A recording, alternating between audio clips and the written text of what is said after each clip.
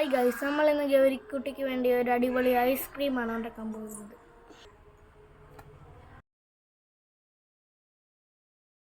വളരെ ചെലവ് കുറഞ്ഞ രീതിയിൽ തന്നെ ഒരു ഐസ്ക്രീം ഉണ്ടാക്കാം. ഗ്യാസ് അടുപ്പ് കത്തിച്ചതിന് ശേഷം നമ്മൾ ഐസ്ക്രീം ഉണ്ടാക്കുന്നതിനുള്ള പാത്രം അടുപ്പത്ത് വെക്കുക. ഈ പാത്രം നല്ലോണം ചൂടാകുമ്പോൾ പാൽ ഒഴിച്ചു കൊടുക്കുക. പാൽ തിളച്ച് വരുമ്പോൾ ഗോതമ്പ് പൊടി ഇട്ട് നല്ലോണം ഇളക്കുക.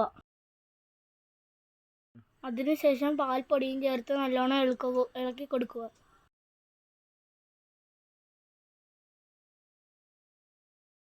വേണ്ടി നമ്മൾ ഇവിടെ എടുത്തിരിക്കുന്നത് 1 കവർ പാൽ, 2 ടീസ്പൂൺ ഗോതമ്പ് പൊടി, 3 ടീസ്പൂൺ പാൽപ്പൊടി, 1 ടീസ്പൂൺ ബട്ടർ, 1 അടപ്പ് വാനില എസൻസ് എന്നിവയാണ് നമ്മളിവിടെ എടുത്തിരിക്കുന്നത്.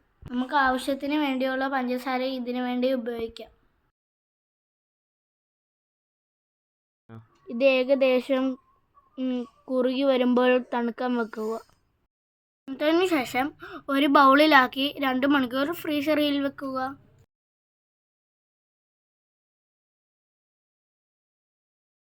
രണ്ട് മണിക്കൂറിന് ശേഷം ഫ്രീസറിൽ നിന്നും എടുത്ത് ജാറിലേക്ക് ചേർത്ത് ബട്ടറും വാനില എസൻസും മിക്സ് ചെയ്യുക.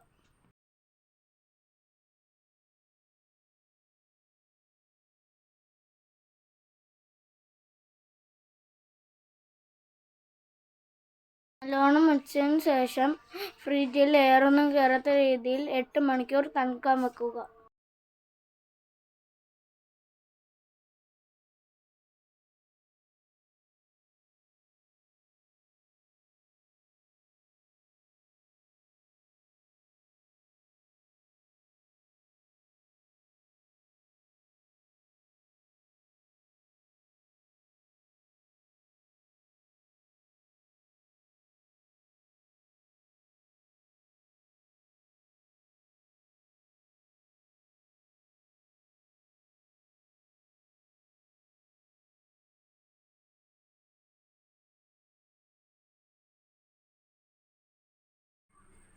ചേട്ടാ വാ, നമുക്ക് ഫ്രിഡ്ജ് തുറന്ന് നോക്കാം.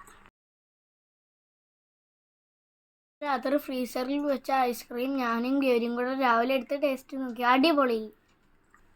ഹായ്, നല്ല അടിപൊളി ഐസ്ക്രീം.